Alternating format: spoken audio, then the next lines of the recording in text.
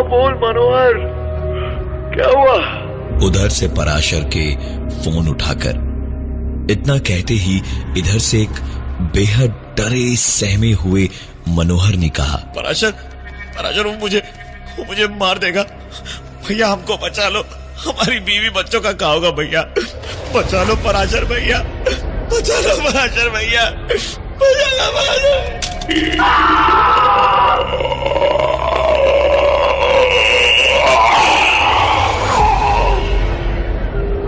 पराशर को इतना समझ में आ गया था कि मनोहर किसी मुसीबत में था, लेकिन उसकी पीने की आदत की वजह से वो ऐसी हरकतें आए दिन करता था, जिस वजह से पराशर ने ध्यान नहीं दिया और फोन कॉल की रिकॉर्डिंग ऑन करके सुनी कि उसने खुद ही कहीं कुछ गलत तो नहीं सुना। और रिकॉर्डिंग ऑन करते ही उसने एक अजीब सी आवाज सुनी।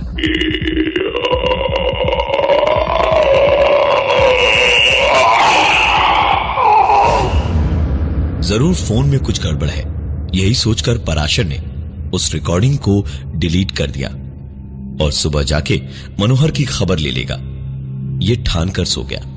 पराशर पूरे कस्बे में बहुत जाना माना आदमी था, जीप का ड्राइवर था और अपनी मेहनत से रात दिन जीप चलाकर उसने अपनी 3 जीप स्टेशन से हवेली वाले रास्ते पर लगवा रखी थी।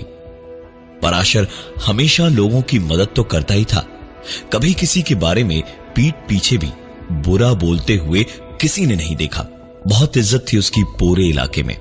सुबह उठा तो फिर से फोन चेक किया और पाया कि रात के बाद मनोहर ने फोन नहीं किया, नशे में सो गया होगा। यही सोचकर मनोहर के घर की ओर पराशर निकल पड़ा और उसके घर पहुंच के रात को फोन आने वाली पूरी बात मनोहर की बीवी को बता के पूछा कि मनोहर कहां है। तो उसकी बीवी बोली, रात को तो नशे में धुत होकर सोया था, अभी भी वैसे ही सो रहा था। दोनों कमरे में पहुंचे और मनोहर को 2-3 आवाजें लगाई, वो उठा नहीं। जगाने की कोशिश में उसे हिलाया डुलाया तो देखा मनोहर की सांसें बंद थी, वो मर चुका था। मनोहर को मरा हुआ देख पराशर बिल्कुल ठिठक सा गया था, लेकिन उसकी बीवी तो वहीं चीख चीख कर रोने लगी और पराशर का नाम न जाने क्यों लेते लेते चिल्लाने लगी कि उसी ने मारा है जरूर, वरना अगर ऐसा फोन किया था मनोहर ने तो रात को ही क्यों नहीं आकर देखा। पराशर ने छीना झपटी शुरू कर दी मनोहर का फोन देखने के लिए कि कितने बजे फोन किया था मनोहर ने आखिर। तो देखा कोई फोन नहीं गया था पराशर के फोन पे और ना ही इधर से मनोहर ने कोई फोन किया था। बात में दम तो था और कहीं खबर फैले, पुलिस आकर पराशर को पकड़ के हवालात में बंद करे, इससे पहले ही पराशर वहां से निकल के भागा और सीधा स्टेशन जाके सामने जो पहली ट्रेन मिली उसके जनरल डब्बे के ठीक बाद वाले स्लीपर डब्बे में चढ़ के बाथरूम के पास बैठ गया। ट्रेन छूटी और ट्रेन के प्लेटफॉर्म छोड़ते छोड़ते पराशर ने देखा कि पुलिस उसे ढूंढती हुई उसकी जीप के ड्राइवर से पूछताछ कर रही थी और पुलिस उसे पकड़ पाए इससे पहले ही छुपते छुपाते वो एक ट्रेन में चढ़ के शहर से भाग गया। मनोहर ऐसे ही ट्रेन की बाथरूम के पास बैठा हुआ था जब चाय गरम, चाय, कॉफी चाय। एक चाय वाला उधर से निकला और पराशर ने सर उठा के उससे एक चाय मांगी।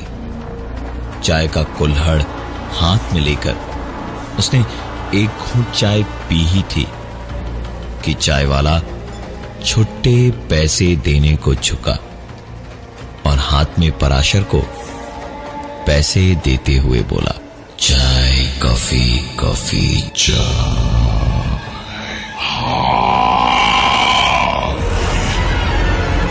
पराशर की रगों में दौड़ता खून एक पल में सूख के धुआं हो गया और चेहरा उसका बिल्कुल पीला पड़ गया। लेकिन पराशर हिम्मती आदमी था। कोई भी और होता तो वहीं बैठे बैठे घबराहट से दम तोड़ देता। वो तुरंत उठा और वहां से सीधे बोगी के अंदर लोगों की भीड़ में दौड़ा। लेकिन कभी कभी हिम्मती आदमी की किस्मत भी उसे धोखा दे जाती है। पराशर जैसे जैसे बोगी में लोगों की सीटें पार करता जा रहा था, हर कोई पराशर को बड़ी बड़ी आंखों से घूरता हुआ वही आवाज कर रहा था।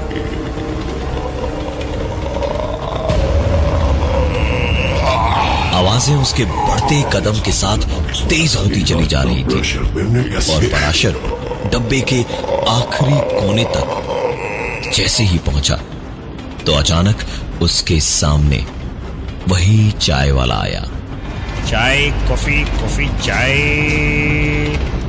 चाय कॉफी कॉफी चाय।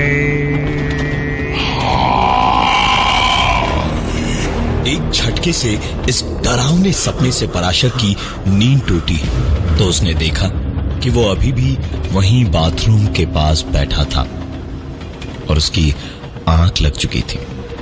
उसने अपनी नजर दौड़ाई तो उसके ठीक सामने चाय का एक खाली कुल्हड़ पड़ा इधर से उधर लुढ़क रहा था।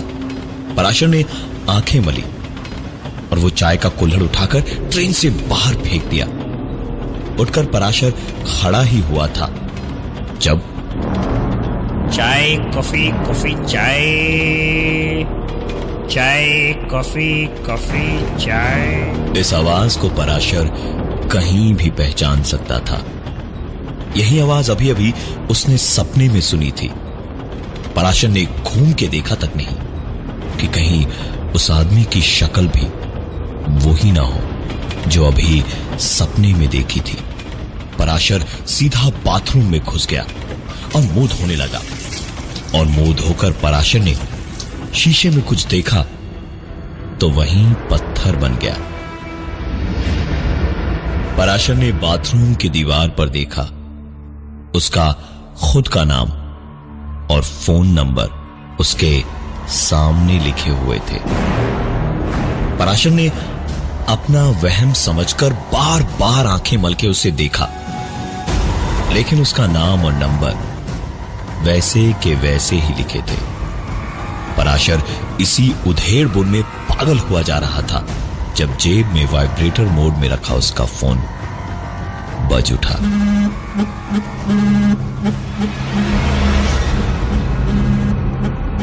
पराशर का फोन बजा। पराशर ने घबराते हुए फोन उठाया तो दूसरी ओर से एक कड़क आवाज ने कहा, सुनो पराशर, इलाके में तुम्हारी इज्जत है, इसे बचाए रखना चाहते हो तो चुपचाप आके सरेंडर कर दो। कहीं हमने तुम्हें पकड़ लिया ना तो तुम्हारी अच्छाई गई तेल लेने, डंडा घुसेड़ के कबूल कराएंगे सब।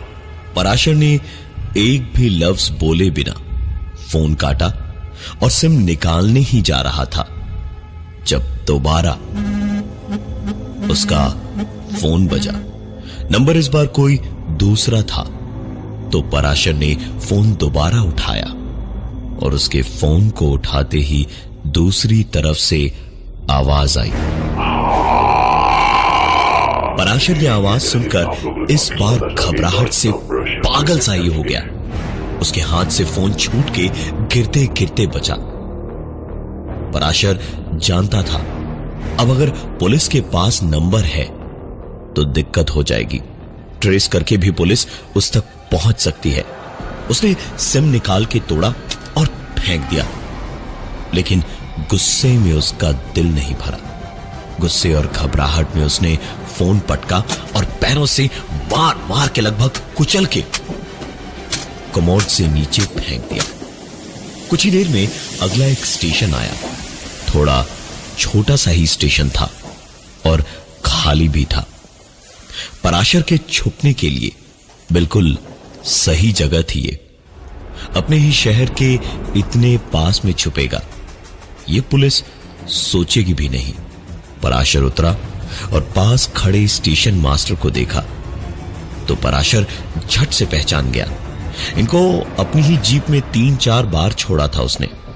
पराशर ने उनके केबिन के फोन से अपने घर पे फोन करने की बात कही और फोन मिलाया। पुराने जमाने का रेलवे स्टेशन का भारी भरकम गोल डायल वाला टेलीफोन था। अपने घर के लैंडलाइन का नंबर डायल करना उसने शुरू किया।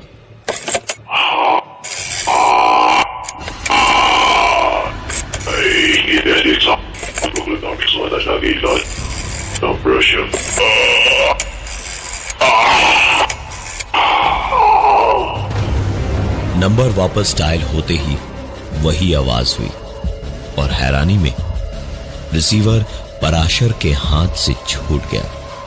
लेकिन फिर खुद को संभालते हुए पराशर ने पूरा नंबर डायल किया और दूसरी तरफ से उसकी बीवी के हेलो बोलते ही पराशर ने हल्की दबी आवाज में उससे एक ही सांस में सब कह दिया, सुनो प्रतिमा, कोनो कुछ भी कहे तुमसे किसी चीज पर यकीन ना करना। हमने मनोहर को नहीं मारा है, तुम बस संभाल के रहना और किसी से कुछ भी मत कहना। मामला शांत होते ही हम भी चुपचाप वापस आ जाएंगे, समझी? अब हम रख रहे हैं, घबराओ मत, हम ठीक है और तुमको फोन हम करते रहेंगे। पराशर फोन रखता इससे पहले ही उधर से एक आवाज आई, प्रतिमा मुन्ने का ख्याल हम बहुत अच्छे से रख लेंगे। पराशर का तो ये सुन के खून ही खौल गया। तुरंत जबड़े भींच के दबी आवाज में बोला, कौन है तुम्हारे साथ में वहां पर प्रतिमा? प्रतिमा उधर से बोली, कोई भी नहीं है। पराशर ने कहा कि उसने किसी की आवाज सुनी है, जिस पर मुन्ने की कसम खाकर उसकी बीवी ने कहा कि वो बिल्कुल ही अकेली थी। पराशर ने सोचा कि वो परेशान इतना ज्यादा है कि शायद वहम हुआ हो उसे। उसने फोन रखा और स्टेशन से पैदल ही निकल पड़ा। कुछ आगे गया तो पराशर को एक छोटा सा मुसाफिर खाना दिखाई दिया।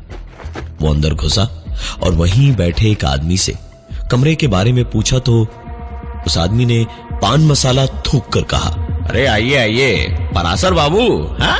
अरे आप ही का तो इंतजार कर रहे थे हम। आपके लिए कमरा तो बुक करके गए हैं भैया, सवेरे ही। पराशर ने उस आदमी से पूछा, अरे कौन भैया आए थे हमारे लिए कमरा बुक करने खातिर? अरे नाम हम तो बताए गए होंगे ना? इस सवाल पे उस आदमी ने पराशर से कहा कि नाम तो अपना बताए नहीं थे, आपका फोटो दिया, नाम बताया और एक रात का पैसा देके बोल के गए कि आप आज रात यहीं रुकेंगे। पराशर ने इतना सुना और ठीक उसी वक्त बारिश भी शुरू हुई। पराशर वहां से उल्टे पांव भागा और स्टेशन के पास पहुंचे इससे पहले ही बुरी तरह भीग न जाए, इसलिए एक टूटे फूटे से मकान में घुस के बैठ गया। बैठे बैठे ही उसका फोन बजा। फोन उसकी बीवी का था। फोन उठाते ही पराशर रो पड़ा और अपनी बीवी से कहा, अरे हम थक गए भाग भाग के, अरे पता नहीं क्या हो रहा है हमारे साथ में। हम नहीं मारे मनोहर को भाई, काहे सब हमारे पीछे पड़े हैं, काहे हमारे पीछे पड़े हैं? पराशर का इतना रोना धोना खौफ में बदल गया, क्योंकि दूसरी तरफ से उसकी बीवी और मुन्ने के रोने की आवाज के साथ एक और आवाज आए जा रही थी।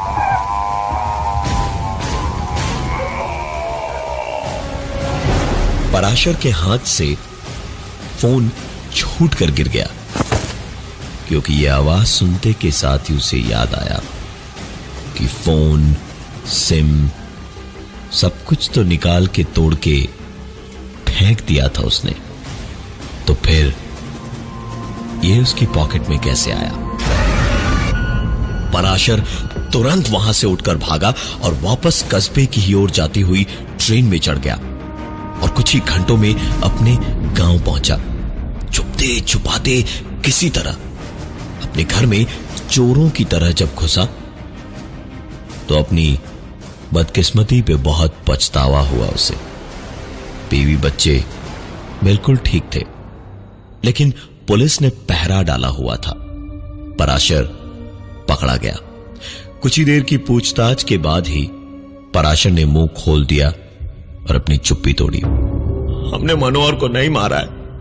अरे हम तो जीप चलाते थे, लेकिन फिर एक दिन मनोहर और हमारे कुछ दोस्त रात को जंगल से लौट रहे थे। एक सवारी बैठी थी, उनके बैग में पैसा देख के हम लोग की नीयत खराब हो गई। उसको जंगल में ले जाके पैसा वैसा छीन कर हमने छोड़ दिया। जब कुछ भी नहीं हुआ तो हिम्मत बढ़ी और ऐसे ही बहुतों को लूटा। लोगों को लगा कि हम मेहनत करके आगे बढ़े हैं, पर सच्चाई सिर्फ हम और हमारा गिरोह जानता था। एक दिन वो लड़का आया, उसको लूट पाट के हमने जंगल में छोड़ दिया, लेकिन उसे कोई जंगली जानवर मार गया। उसी लड़के की आत्मा है जो बदला लेने के लिए हम सबको एक एक करके मार रही है। हम मनोहर को नहीं मारे, हमारा विश्वास कीजिए, हम मनोहर को नहीं मारे। हिंदुस्तान का कानून सबूतों की बिना पे फैसला सुनाता है।